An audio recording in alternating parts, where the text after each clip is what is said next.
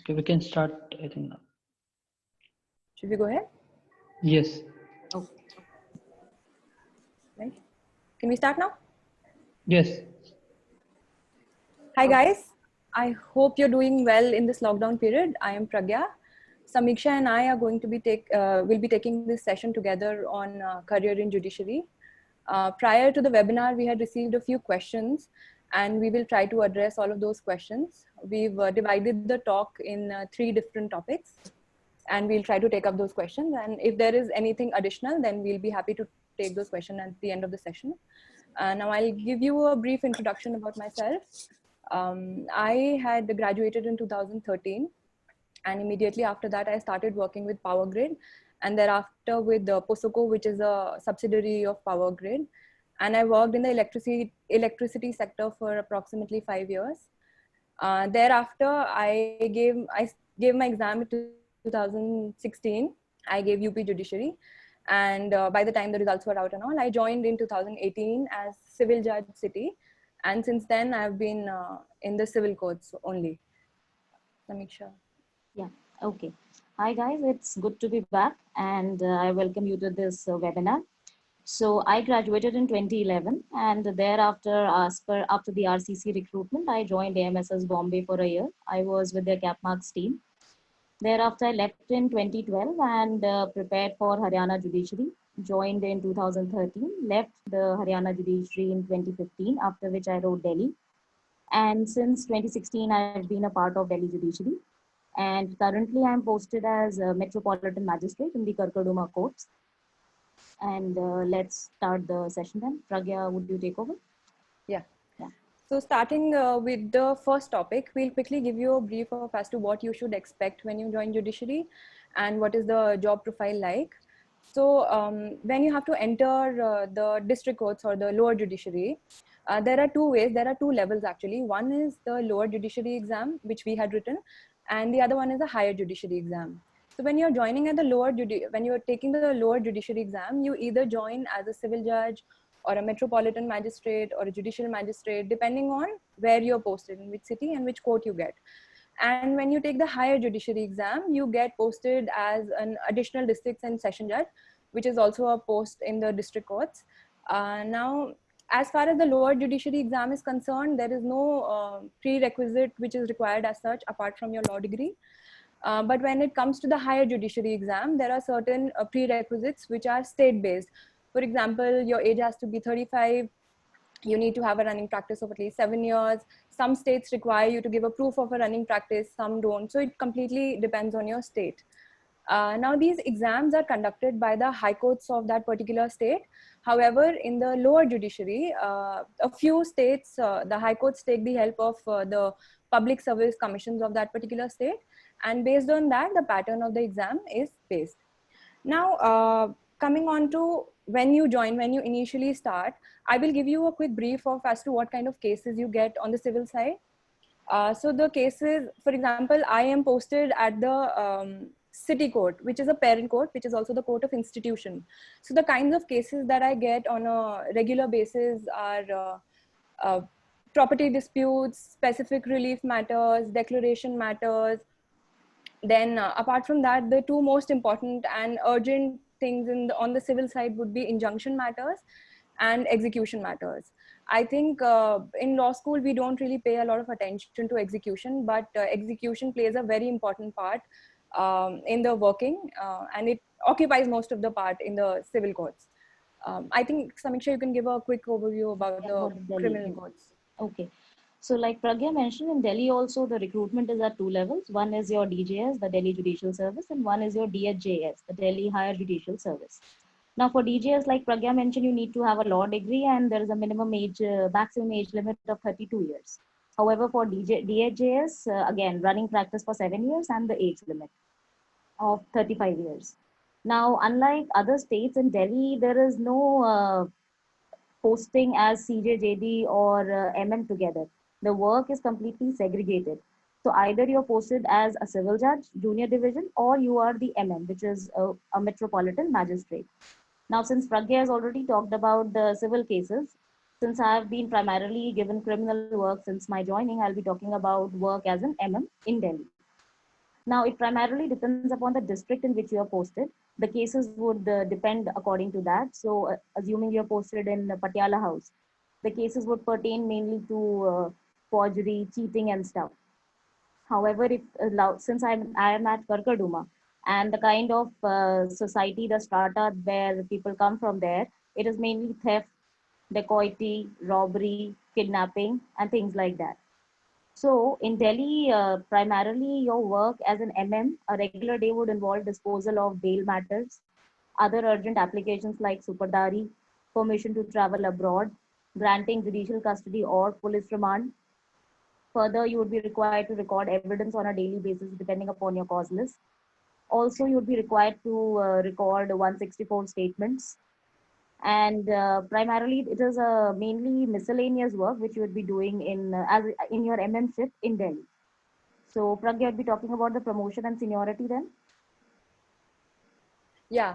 So, and in addition to that, basically your work is defined by your jurisdiction, and the kind of cases that you get is mostly based on your pecuniary or your territorial or all kinds of jurisdictions. So, although in some courts there is no particular distinction as to whether or not you will be given only civil or criminal work, at some places you can be given both also. This is how it works in UP. However, in few courts which are very specific, mostly they do not divide the work, right? Now, somebody has had asked about promotion, the scope of promotions and the perks, etc., that we get. So, promotions in judiciary are actually pretty smooth. It majorly depends on the state of your posting, because the promotions mostly depend largely on the vacancies that are there in the state. Now, the bigger the state, the more the vacancies, and therefore promotions will be, the process will be easier, and it'll be quicker in comparison to some other states. And talking about salary and perks and allowances, in addition to your salary, you get all sorts of perks which you can think of. You get a nice house. Some states give you security also. Some states give you house helps. Some don't. But if they give you a house, they give you fuel, whatever you can think of, all of that is mostly taken care of. So in addition to your salary, there are a lot of allowances also that you get. Okay. Now, like Pragya mentioned, seniority is the basis of promotion. So generally, you will be called to the High Court once a year with your judgments and work that you have done. And on the basis of that, you will be graded. Your ACR would be prepared. And now that would primarily form the basis of your promotion. Apart from that, there is nothing else like LLM, prior experience, nothing of that sort would count. It's primarily your work that you do as a judge.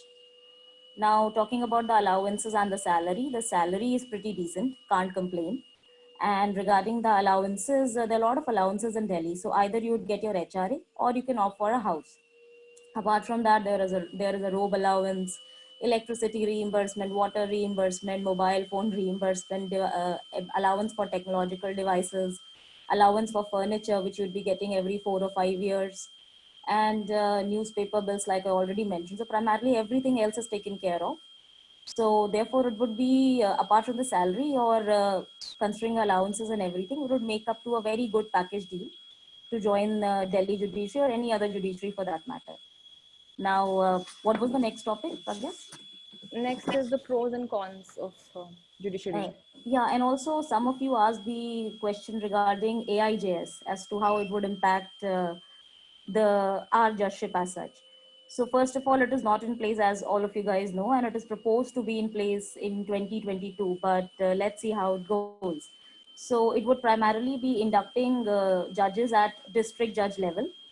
So in that case, I don't know if it is going to be a lot of hassle for us. It may be good, it may be bad, but as of now, we'll cross the bridge when we get to it. So yeah. I think we can continue with the second topic. Right? All right. Okay. So one of the questions that you guys asked was about the political pressure in while being a judge. Now, since we are not a part of the executive, there is nothing like political pressure as such. However, what I could glean from your query, I thought that you guys are asking about if there is any sort of influence of pressure while you are discharging your duties. Now, in that case, maybe once a while, especially at higher judiciary level, there's not a lot of influence at lower judiciary level since the stakes are not that high and the cases are not that great. However, once in a while, maybe your senior or someone who knows your senior, or someone who knows someone who knows your senior may just approach you and may just tell you to decide the case in a particular way, swing the case in their favor or against a particular party. Now, in that case, unlike the executive, if I may take the liberty of saying that, you are not at all responsible to them or obligated to do what they tell you. You are the master of your own code. If you want to oblige someone, it's your call. If you don't want to do it, that's perfectly fine. No one is going to hold you accountable to someone to say that you have not done this and therefore these are the consequences. There are no consequences. It's totally up to your image and reputation that you have built that people would actually first approach you, and if they do, even in that case, you may decide to do a certain thing in a certain way. Also, I would like to add that there is no concept of vicarious liability, so you are totally responsible for your own actions. Everybody in your court, even your staff, for that also you have to take responsibility. You have to be very, very careful in what you do and how do you discharge your duty. Now, apart from that, I think it's your call. You do whatever you want to do. Now, one of the questions that you guys asked was about the social life restrictions. Now, in that case, every job is a package deal. There are certain pros, there are certain cons. So if you are more like once a week party sort of a person, you have to absolutely go out to CP and party. Maybe in that case, you will find this job a little bit restrictive because there is a certain protocol and certain decorum which you're supposed to follow. You would not be hanging out with your lawyer buddies, irrespective of the depth and the bond of your friendship. You will have to abide by the decorum which your Delhi High Court or any other High Court would have set for you. And it's not that you would have to live in isolation like we are living right now. It's not going to be a lockdown. You'll be meeting your friends, your family, and relatives. But then that interaction has to be limited. It should not seem that you are favoring someone. It has, like we say, that justice must not only be done but must be seen to be done. And therefore, this is the basis why people say that this job may be restricted. However, if you're a Netflix and chill sort of a person, this is like the best job that you can get. You do what you want to. The timings are really fixed. You can have a certain lifestyle and you can totally live it up basically. So I think one of the topics also that somebody asked was about the pros and cons. Yeah, so we've already talked about that. There is job stability, salary is good, perks are decent, timings are fixed, and at a certain level you feel that you are adding some value to the society. And like you say, the work-life balance is definitely much better than your law firm job or your corporate sector job. And regarding the things which are not so good, primarily what I feel is that at a certain level, it becomes slightly mundane. So day in and day out, you are dealing with bail matters. The lawyers draft the same application, they just change the names of their clients. So you do get bored doing that on a daily basis. However, once your nature of cases changes and you get promoted, again, the work profile changes and therefore you will get some relief from the sort of repetitiveness that you have been dealing with. Apart from that, there is not much of an intellectual stimulation, I would say. The cases are pretty simple. You deal with them, you dispose your cases, you come back and you do the same thing over and over. So after a point of time, like I said, you will feel that, you are not really challenging yourself enough. But again, that would change once you get promoted, your profile changes. Yeah, so now I think let's move on to the third topic. I'll just add a little bit to it. Yeah. Now, first talking about political pressure that you just mentioned. Of course, there is no political pressure at all. And someone had asked if it affects promotion or not, as in if you do something which you will. So whatever reputation you build or whatever, you are basically in charge of your own court and you are accountable for every single order, every single judgment of your own. So therefore nobody will really hold you to it, and even if you take a particular decision, you will not get any punishment posting or something like that. So that way it's really good because you are accountable on your own, so it is your discretion. Actually, on some levels this feeling can also be very overwhelming because those kinds of pressures are not there. However, there could be some other sort of pressures which Samiksha just mentioned, but then again it's completely up to you how you take it. And other pros that she was mentioning, I think there's a slight bit of difference in the work on the criminal side and the civil side. In criminal side, the work somehow gets a little mechanical and monotonous after a point of time. However, on the civil side, there is just like a variety of cases that you get. So I wouldn't say the work is really monotonous. And coming on to the cons, I will give you a little bit of on that also. In UP, the biggest con would be that the infrastructure here is pretty bad. I mean, of course, it's improving every day, but then you really have to see what you're like willing to take up. So that is improving, but then again, the work kind of makes up for it sometimes. Another con would be that handling your staff is not that easy. Like you, since she also mentioned that you are responsible for every little thing, you're also responsible for getting a paper out of your chamber also. So you have to be extremely, extremely cautious about that. Anything else that you want to add in this topic? No, that's it. I think. Yeah. So we'll start with the third topic. A lot of people had asked as to how and when to start preparing. Now, answering the when bit would be as soon as you have decided that you want to take up judiciary, you should start preparing. How you can decide if you want to really take it up is that while you are in college, I think you can take internships with either trial court lawyers or advocates, or judges of the district court, because the image is not that flowery, and when you actually see, it's not all that aesthetically pleasing also. So you really need to see what goes on in there. But once you get an idea of what the working is like, I think it will help you better in making up your mind. Now, coming on to the how bit, we both wrote our exams like way back. So of course the pattern must have changed a little bit from then. But the first thing that you need to do whenever you are starting to prepare is that you need to do your homework. And by homework, I mean, whichever states you're targeting, you need to pick up 10-year papers, previous papers of the preliminary examination as well as the mains examination. And you need to read them over and over again so that you can see what is the marks allocation like to particular topics. For example, the procedural laws have more marks allocation than the smaller subjects, for example, arbitration or something like that.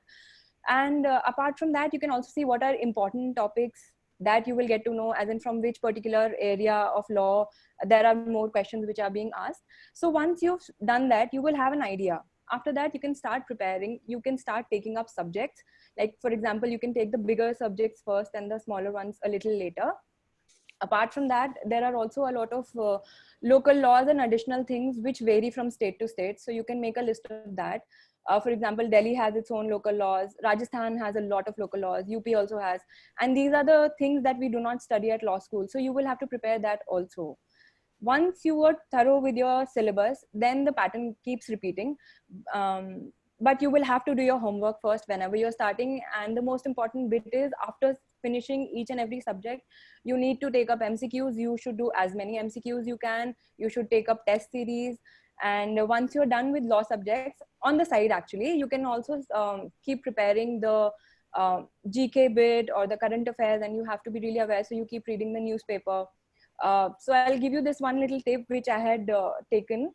So in UP, in the mains exam, there is a bit which is related to the translation of Hindi to English and Hindi to English to Hindi, which was a little bit difficult. So what I did was I picked up current affairs books which were in Hindi. So in a way, I was actually learning Hindi also, because I didn't have the time to pick up Hindi newspapers and learn Hindi.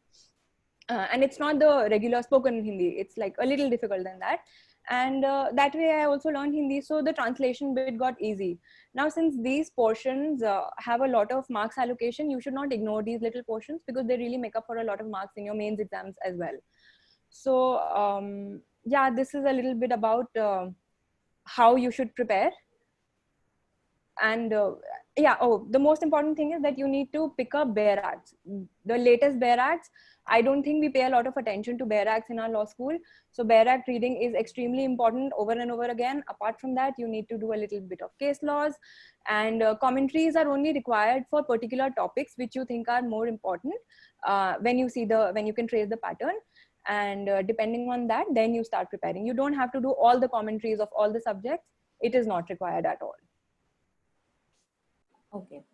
So I thought that perhaps this topic as to how and when to prepare was the most important one, and you guys would be more concerned about this topic. So what I've done is that I've divided this particular broad topic into several subtopics. Now, like Pragya mentioned, the exam pattern in Delhi is, I think it's the same as UP in the sense that it is a 3-stage thing. So there is this PT or preliminary examination, then there is your mains examination, thereafter the interview.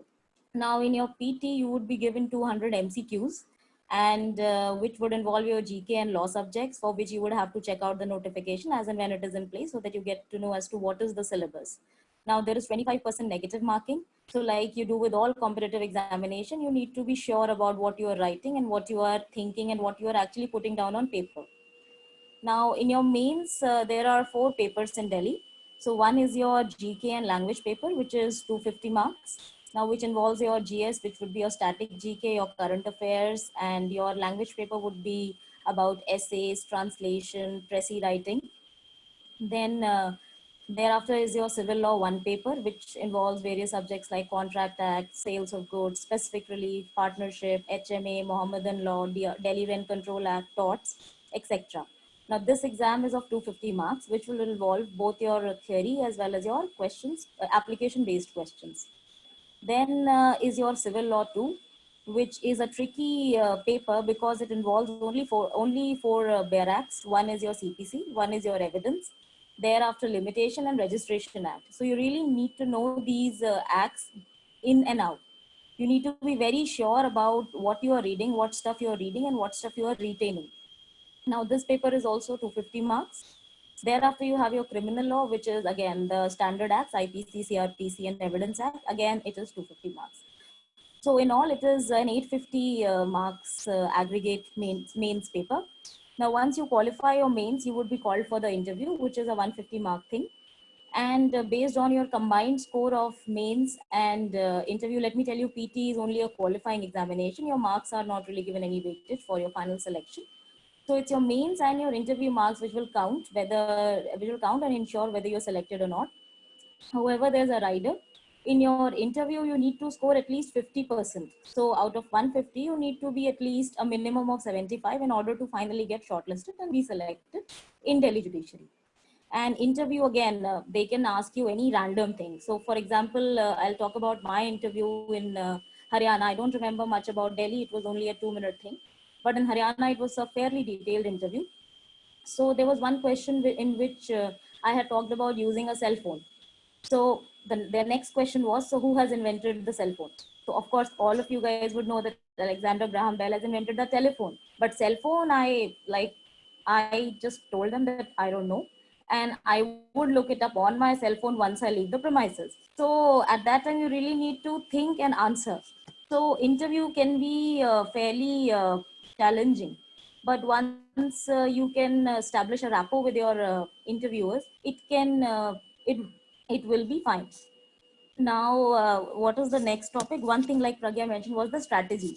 So, like she said, past year's papers is going to be your Bible. You have to know them inside out. So, essentially, 10 years papers would do the trick. So, in Delhi, now since I wrote the exam way back, I don't really remember a lot of books that I read. But there is one DJS solved papers by, I think, Shalinder Jain or Shalinder Malik. There is Shalinder one Malik. particular, Shalinder Malik.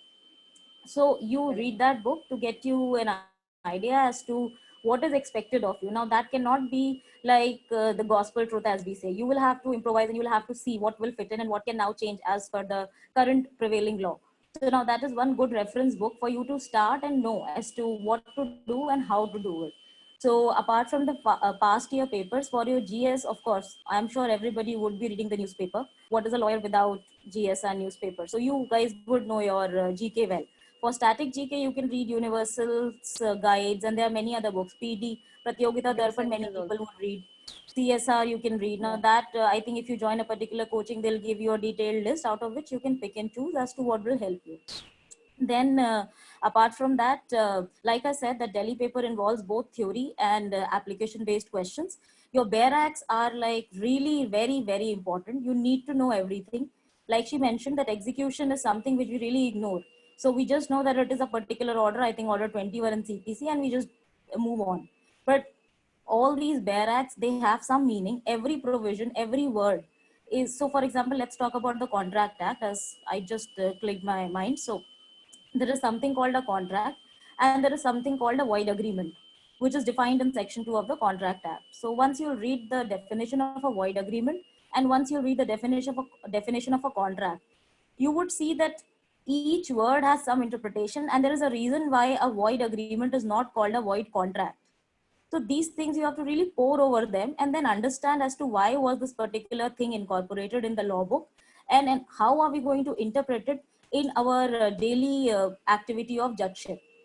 So like she said, past year papers, your many like CSR and static GK newspapers and everything. And for Hindi and English, you can either do what she did. So reading these Hindi current affairs books. What I did was reading Hindi newspapers. So again, GS was sorted. And of course, I got a hang of Hindi language as well. So in Delhi also, language is not really easy to crack, the Hindi part basically. So you need to really work hard on your GS and language bit, because that's where you will get an edge. Because law, I think everybody is working hard and trying to understand it. But GS and language is a particular subject in which perhaps your chances to get selected would increase. And apart from that, what I did was, since I was preparing in Haryana Academy for my Delhi judiciary exam, I had some time on my hands. So I also used to read DLT, Delhi Law Times. So for example, if my exam was in 2015, I read so let's say it was in June 2015. So I read 2014 entire DLT, of course, the cases pertaining to the syllabus, and Jan and Feb of 2015. Now that really helped me to understand how the judges think while they make a particular decision based on a certain set of facts. Also, many a times people say, although I didn't really think that it helped me, but people say that many a times papers are framed from your DLT only, because it is ultimately the judges who are setting the papers. But even so, it would be it would really help you if you read DLT, if you have that much time, that is. Then another topic that I thought about was answer writing, because that's where the trick lies as to how to score maximum marks. Because if, let's say, we are talking about dying declaration, section 32 of the Evidence Act, everybody knows it's Evidence Act section 32, and everybody knows what a dying declaration is. The idea is, how do you draft your answer to ensure that you get the maximum marks, and eventually those marks will add up and you will get selected. So now one of the topics which really of, like, I don't know about the trend now, but back then, dying declaration, confessions, and stuff like these were like the hot topics in Delhi judiciary exam. So if, assuming there's a theoretical question as to section 32, dying declaration, what you could do is that, first of all, you would be talking about the provision, which is section 32, then the essentials of the provisions. You'll break down the section and you will mention the A, B, C, and all that is what section 32 deals with. Thereafter, it would be good if you can also say that why 32, why was it incorporated in the law book. Now, thereafter, you can talk about how the particular concept has evolved by way of the law of precedents. How have judges interpreted it?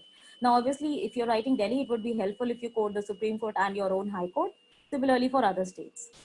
And in the end, you can round it off with, let's say, recent case laws. Although that really, it doesn't need, it is not required that you have to quote 100 case laws.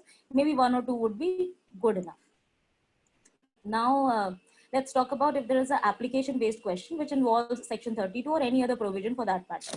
Now, in that case, you would first definitely have to carefully read the facts and try to understand what laws are at work, what is the interplay. And thereafter, you'll talk about, you can divide your answer. Let's say you'll first talk about XYZ provisions which are involved in this particular fact situation. Thereafter, you'll talk about how these provisions have played out and how will they apply to the facts at hand. Thereafter, you can say, if you, for example, there's a particular question regarding which you have already read a case law which has the same ratio and even the facts are similar, then maybe you can cite that precedent that similarly was held in so and so case by so and so. And in case there is no such citation, you can just mention a recent case law in which that particular ratio, what you are writing, has been reiterated. I think that would be a pretty decent way of answering. And the next thing that that we had received a query about the personal traits which are required to be a judge. Now, apart from the regular traits that you need to be competent, which is there for any job, you need to be really patient. So patience is indeed a virtue in judiciary. There is a lot of stress. There's a lot of since judiciary is a people facing job, you will be dealing with, let's say, So one Okay. case will involve 4 people, 2 lawyers and 2 parties. It takes a lot of patience to hear them fighting and screaming in the court between themselves and also at you sometimes. So in that scenario, you really need to hold your horses and just relax. Then apart from that, like any other job, judiciary involves I would say unimpeachable integrity. You need to be a person who is honest, absolutely honest, if you know what I mean. And yeah, so apart from that, I don't think there's any special magical virtue that you would need to be a judge. Then I think there was one more topic that yeah, I think about LLM I've already spoken. That for LLM, you don't need to do your LLM to get a promotion. So if you have done an LLM, in fact, you will get a hike in your salary. That would be around, I think, 7-8 Like, grands in Delhi or 8 to 10 grands in Delhi. However, yeah, it is advisable to do it before joining. Sorry, yeah. Another thing is that it's are you? advisable if you really are enthusiastic about doing LLM. It is better that you do it before judiciary, Hmm. because getting permissions from the High Court gets a little difficult.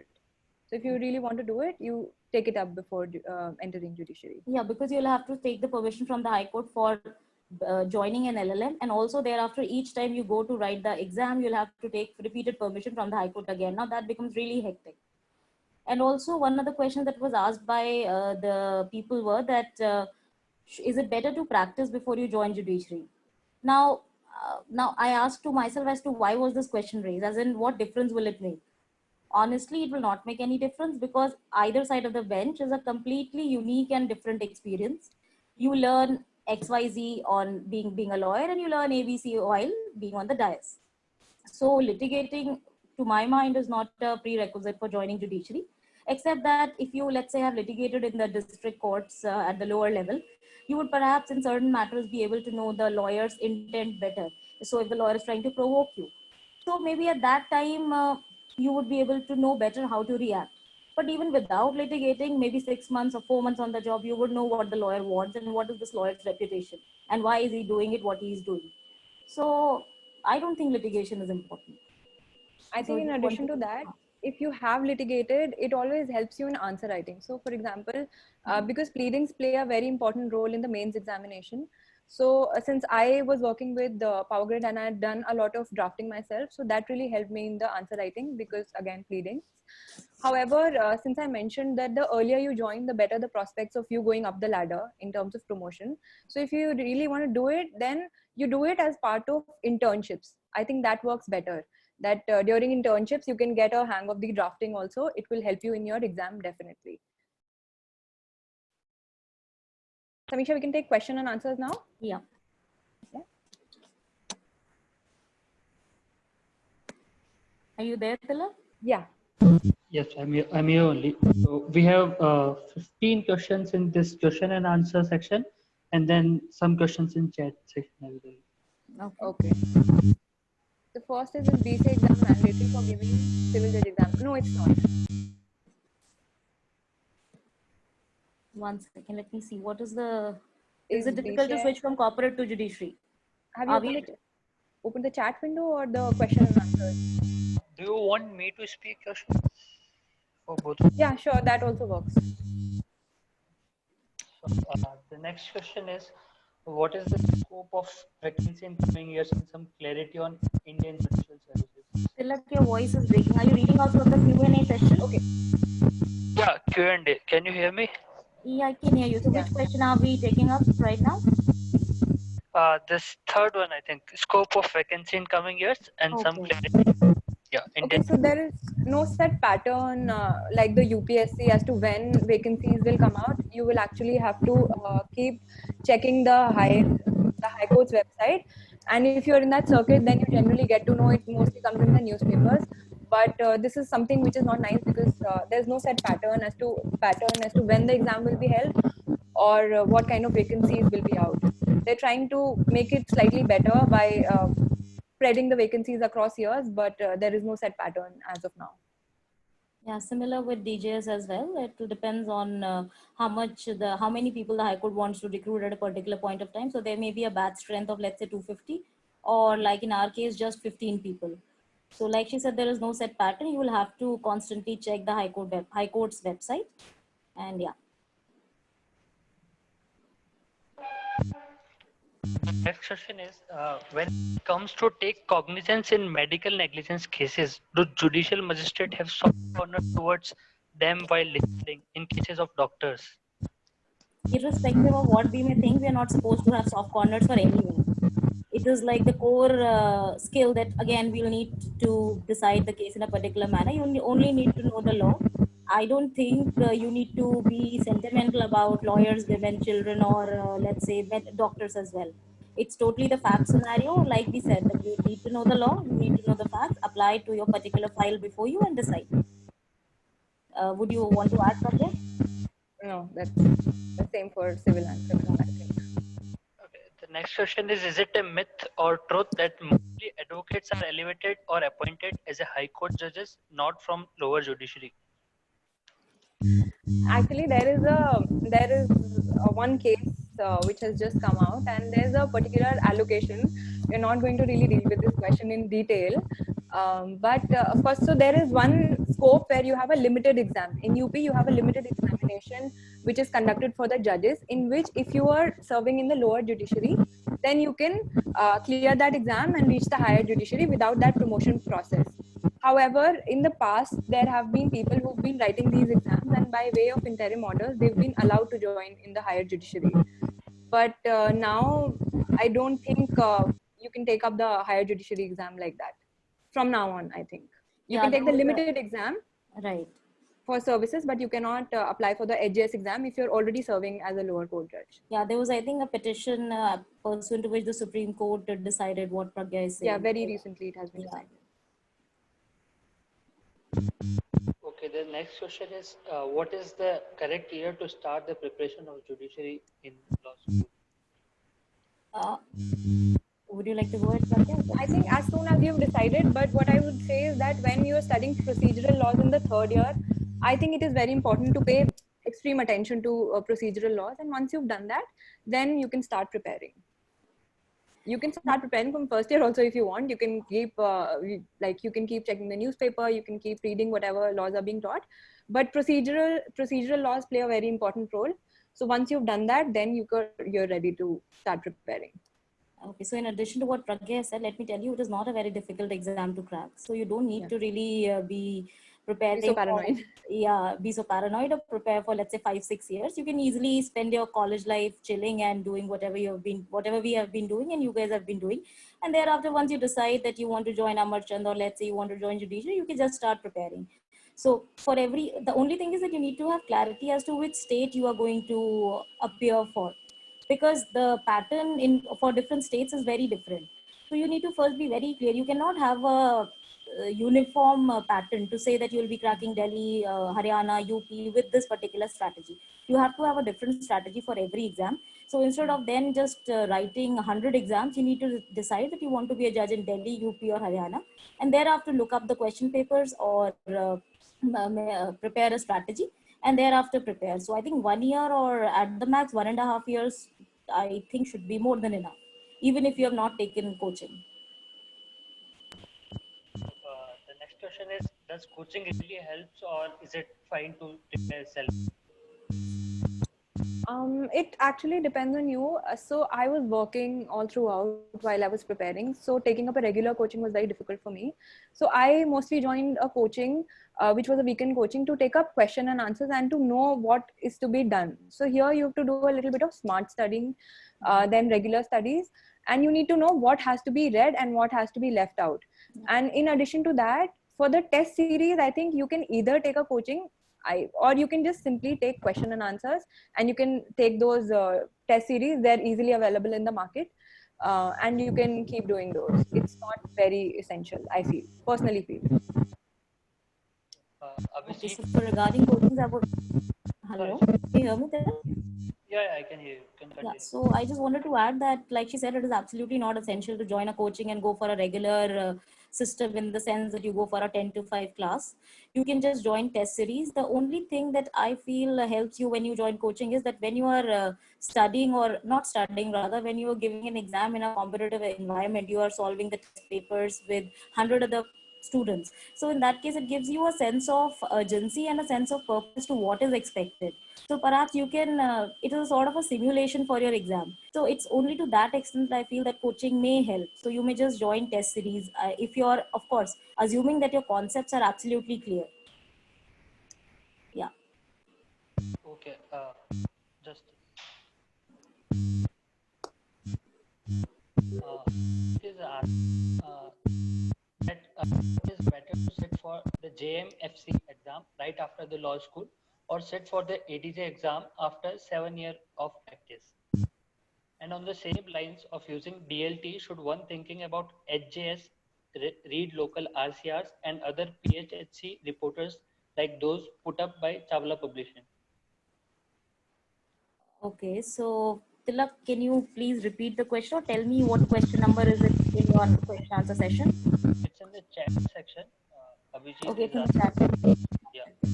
Okay, I'll just repeat the question. They want to know if it is better to write the edges or take the lower judiciary exam. Okay, so in terms of, one second. Okay, till then I'll just go Yeah, and right. answer this question. So promotions play an important role. If you are taking edges and if you're able to crack it at the age of say 35 or 36, it starts from 35. So of course there are more chances of you reaching the High Court. Similarly, in the lower judiciary, rather than wasting time, if you try to give this exam right after college, then also there are chances of reaching the higher judiciary. However, there is a slight difference between the promotions in states. For example, in UP, the promotions are pretty quick. So in 9 to 10 years, and now the number of years are reducing only, you are able to reach the higher judiciary. However, in some other states, junior division itself takes like 7 years or 6 years. So there it depends on which state you are actually applying for. Yeah, so in Delhi, I would say the promotions, the promotions are a little sluggish because of the limited number of districts in Delhi and the batch strength being quite a lot. So therefore, like she said, it totally depends upon the state, and because it for some people it also works out that they, let's say they are in a law firm or a particular corporate or PSU, they work there for 7 years, and thereafter they write the higher judiciary exam if they of course are in the litigation team. So now that is also one way to approach the higher judiciary. But then whatever works out for you, what is it that you need from your job is what should help you to decide. Yeah. The next question is, what does foreign LLMs, I mean, is it considered for hike in the salary, foreign LLMs? Considered for? Hike in salaries. Hike, no, like I mentioned that for LLM, it's like whether you do it from Kurukshetra or you do it from Oxford, it's going to get you the same increment. It doesn't really matter because since you're not in the academic sector, we are in so-called Sarkari sector, the rules are fixed.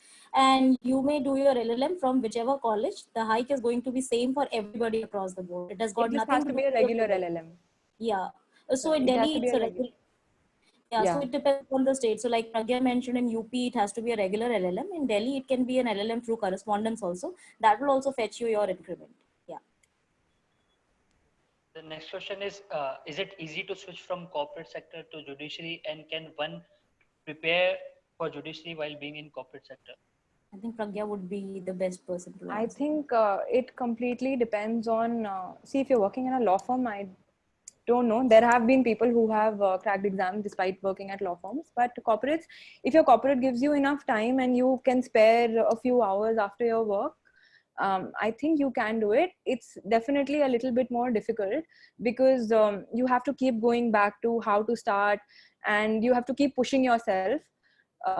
It gets a little difficult, but it's not that you can't do it. If you set a pattern, if you set yourself a time limit, I think you can still prepare while you're doing a corporate job, as long as your corporate provides you with a little bit of time. Okay. Next question is, will mere bare reading would suffice to prepare for the procedural papers like CRPC and CPC? No. No, it won't. Yeah. You'll have to know the provisions, you'll have to know the case law.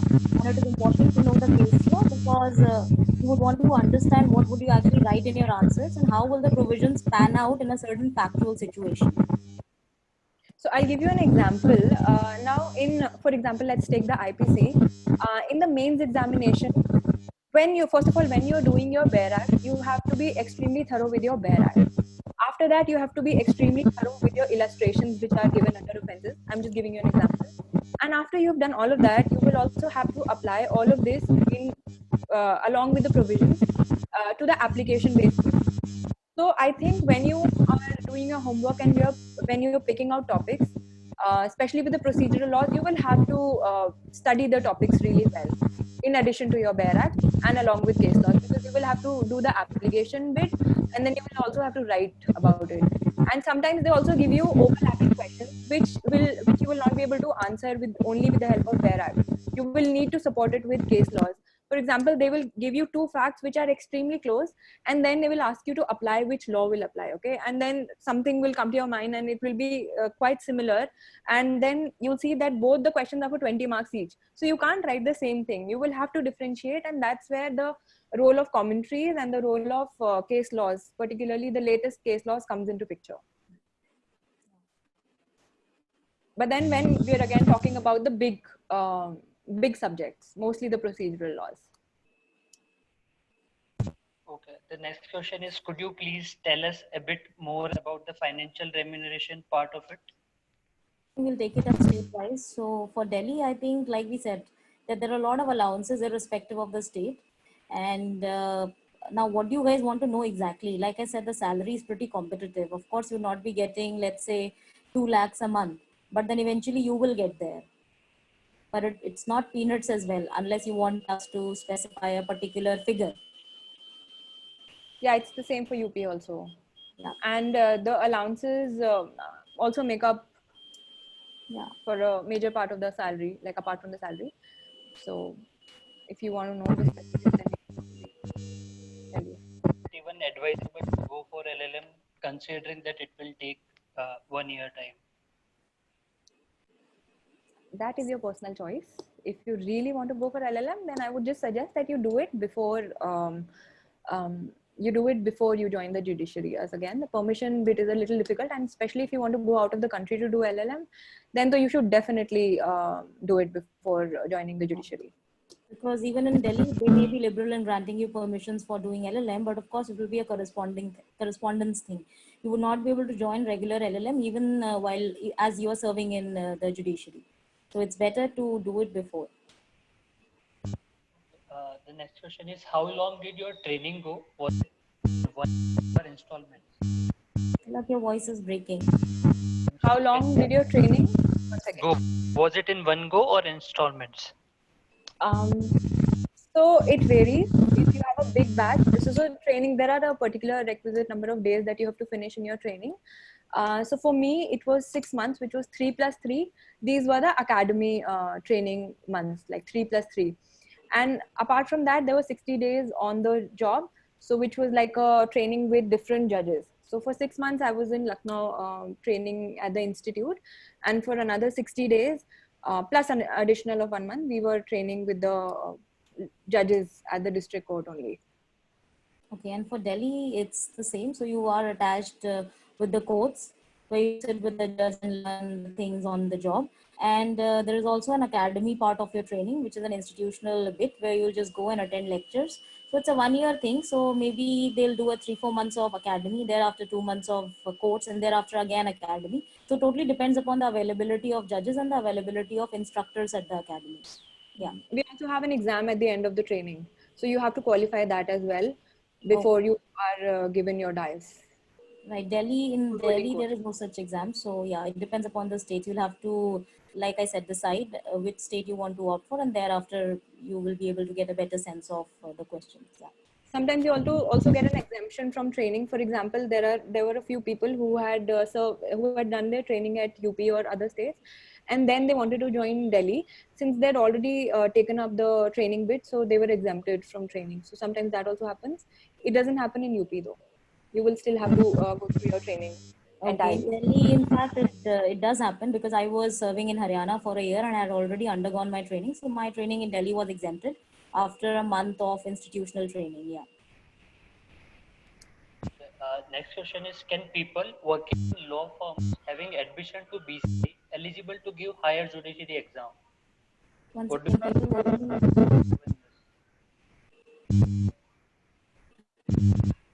repeat? Can you hear me? Ramesh, can you I hear me? can hear you, but the voice is Have a voice incoherent. Okay, the question is, can people working in law firms admission to BCI eligible to give higher judiciary exam? If you are only if you are litigating only, then you would have a minimum 7-year practice, right? So if you're in the capital markets team or any other team which does not involve regular litigation, going to the courts, drafting and stuff, you will not be eligible in Delhi.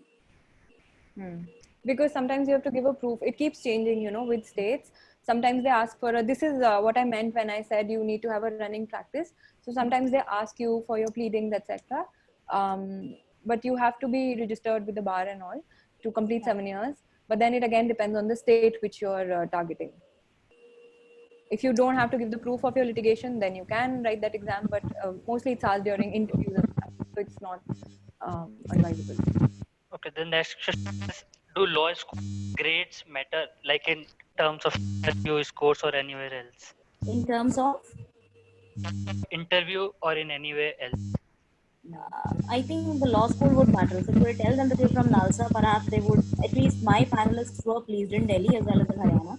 And they will also have higher expectations from you. Yeah, so then you need to be really, you need to rise up to the challenges, what I mean. Yeah. But yeah, grades not really. But if you have a good, if you don't have good grades, don't mention it at least. If you have good grades, please mention it and perhaps they will be happy to have you. Yeah. While you're filling your form, you definitely have to fill that up. But Right. during the interview, the stakes only go up. They will have more expectations. For example, for my interview, I was the last person on that particular day. And when I mentioned Nalsar, they actually said to me that since you're from Nalsar, we're going to ask you these kind of questions. Other people, though, we were just letting go. So they're trying to test your confidence and they will have high expectations if you mention your law school. And therefore the preparation also needs to be stepped up. So yeah. Yes. Okay, the question is, how to prepare for higher judiciary examinations? It's the same only, but you need to see then when you're checking the previous year papers, you have to check what kind of papers are there in the higher judiciary. That is also, those papers are also easily available, and that is exactly how your preparation should be. The strategy is going to be the same. Past year papers, then zero in on the topics which have been asked, and thereafter prepare your answers, prepare your notes, and then give the interview. Yeah, that's it. But I think application based questions are much more, and the standard of questions obviously will increase because it's a higher judiciary examination. Question is, how heavy is the workload? As heavy as you want it to be. So then if you have, let's say, 100 cases in your cause visit, of course, it's going to be heavier, but then it totally depends upon the work profile. So for example, in Delhi, when I was posted at Saket as an MM, and I was specifically given the quote of NI, negotiable instruments, I used to have 120 cases also, and the work was quite decent. As in, I used to be free by, let's say, 3:30 and 4 after doing everything. Now, that also depends upon the staff that you have. If the staff is efficient, of course, you would be efficient. And in a criminal court, for example, as an MM, where I'll have several police stations under me. So let's say I used to list only 25 to 30 cases because again, the nature of case, the recording of evidence goes on and on in these kinds of cases. So then it depends upon you. You want to keep a heavy cause list, you do it. But it is advisable to keep at least some good, decent amount of work in your cause list so that you also don't feel, that your time is, you're just spending your time and just lazing around. So yeah, it's not very difficult or stressful. At least that's what I have realized in Delhi. Yeah. In UP, I think most of the law courts are overburdened. It completely depends on the court that you have. For example, right now I have a parent court, and in addition to that, I have charge of 3 other courts, out of which one again is a parent court. Parent court usually has more work, so you are extremely overburdened. There's obviously a lot of work. It depends on you as to how you take your court and how many matters you list. But the work somehow never seems to finish because there's new institution every day. But then again, having said that, I would say that it mostly depends on the code that you're handling. For example, if you have an additional code, so say for example, you will in your code you will only have like say 400 matters, then it's not that difficult. However, if there is some other code, for example, in the Chief Judicial Magistrate code, the work is just too much. So it depends on which court you are at. Next question, if you could just suggest list of reference books and strategy for case laws, how to prepare for case laws. How to prepare for case laws, as in you, so once you're familiar with the topic, so if you know a particular concept, that is how it works, that is how it plays out in a particular situation, then you'll just read the case law along those lines and then understand. I mean, I'm not really able to understand the question. Maybe Pragya would be able to. I think when you first of all you pick out the latest Bear Acts. In the latest Bear Acts, you will see a list of cases mentioned, so you can get latest case laws from there. Or when you're reading the newspaper, at that time you can see the latest case laws which are applicable and which apply to the topic that you're studying. And in addition to that, there are commentaries from which you can at least see the ratio. You don't really have to know all the cases in and out, but you should at least know the ratio and where it is applicable. Yeah, and like I mentioned, for Delhi, reading the DLT will help. You will get to know a variety of cases and a variety of ratios in the similar fact situations. So that will help you to differentiate as to what law would be interpreted in what manner in a particular fact situation. But for that, that involves a lot of homework. So you would really need to be very, very careful while reading the cases. And you have to keep making notes all the time, because Right. those notes will be your reference points, and you will have to keep mentioning it, and you have to keep reading it over and over again, because you can't keep reading a commentary again. Right. So you make your notes and you nicely point it on your Bear Acts itself, and I think that helps. Someone had asked reference books. I think for UP, I will tell you, there is this one particular book uh, which is like a commentary on local laws. There are some six local laws which are very nicely mentioned. I think it is by Universal or something. And in addition to that, there are a few books which have the mains questionnaire also answered, and in form and additional questions. So you can pick those up as well. Yeah, and for Delhi, so since I wrote the exam way back in 2015, I wouldn't be able to really give you what all is required right now to prepare for 2021 or whenever the vacancies are out. But yeah, like I said, Shalinder, that book would help you, and plus also Universal's guides are pretty good. And also for preparing, so since I was already in Haryana while I went for Delhi, I did not have a lot of time to prepare for all concepts. So what I did was that there is this reference books of DU published by Ascent Publications. Now they are pretty good, except that sometimes the citations are not properly cited, and the case laws precedents may at times be interpreted in a slightly different manner. So for that you need to cross check. But apart from that, theory wise and to understand the concepts, that they really help for each and every subject. In fact, I referred those books by Ascent Publications. And if you get stuck meanwhile reading on a particular topic, you can obviously go to a bigger commentary. Let's say for CRPC and all, you can go to Ratan Lal, Dheeraj Lal, and similarly for other topics. And closer to your exam, you can get test series from these judicial coachings that are there, because they have a lot of references to the to the latest case laws. So you can get an idea about the latest case laws from those test series. Any coaching which you joined or which you would suggest to join? That I think we've already answered. Okay, the next question, what is your opinion of Indian Judicial Service Examination, because it is going to change the rule of 7 years of practice for appearing for higher judiciary examinations? What is our opinion about what? The Indian Judicial Services Examination, because it is going to change the rule of 7 years of practice for appearing for higher judiciary examination. I think it's not going to change in the sense that it is still there. Only difference is that the recruitment is going to be at district judge level. So of course, let's say you are, I'm sure there's going to be age limit, and assuming you are within that age limit, even if you have 7 years of practice, which would, let's say if you would, in the absence of the IJS, you would have joined as an ADJ. But similarly with IJS, you would be again joining as an ADJ or an ASJ. So I don't think it's going to really change, except that the transfer thing would be a problem. So assuming in Delhi, you have been born and brought up in Delhi, and thereafter you get posted in Tamil Nadu. Now that is something you will have to deal with. But we're not sure as to how it's going to be placed, because it could also happen like the executive, that when people from the PCS join the IS cadre and all, then they're generally absorbed in their own state. So that could also happen. We're not really sure how it's going to pan out. Okay, so can the lower judiciary judges appeal for higher judiciary services? I'm sorry. There's a certain portion, number of seats reserved for judges in lower jurisdiction.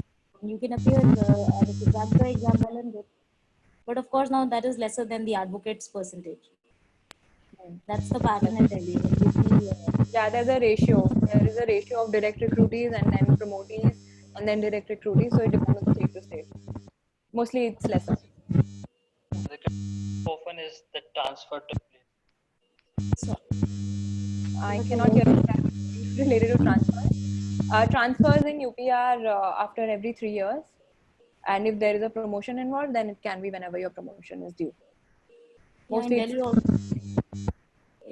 So in Delhi also it is 3 years, but then you may be serving in a particular post for more than that also. But ordinarily it is 3 years. However, transfers in Delhi will not really be painful in the sense you wouldn't have to go baggage because you will be posted in Delhi only. So yeah. and in states it's zone based, so one particular zone will have 2 to 3 cities, and there are certain rules that you cannot get posted in the same zone, at least for another 2 postings. So there are certain rules, and based on that you get your posting. Okay, I think we can take this last question. Is it easy to cope up with living in semi-urban areas, considering our law school background? I'm sorry, is it Cope up with living in semi-urban areas? that completely depends on your personal choice. I think, of course, there are a lot of restrictions, especially if you're based in small cities. There's a huge difference when you actually move at the first time. You can see that there's so much difference, but it completely depends on your personality. If you can cope up with staying by yourself and not going out much, then it's fine. But anyway, in a city, there are more restrictions. You have a protocol that you cannot socialize in the place of your posting. So that is something that that is an individual choice.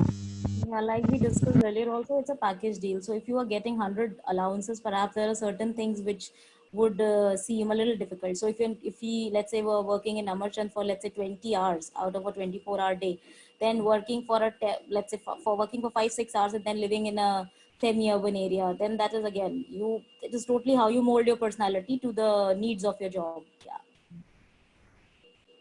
Okay, I think we can sum up here. Really very enlightening and very informative session. Okay, so much for taking this session, and we'll happy to again for such. Thank you. Thank you so Thank much you for inviting us. Yeah. Thank you, everyone. Bye-bye.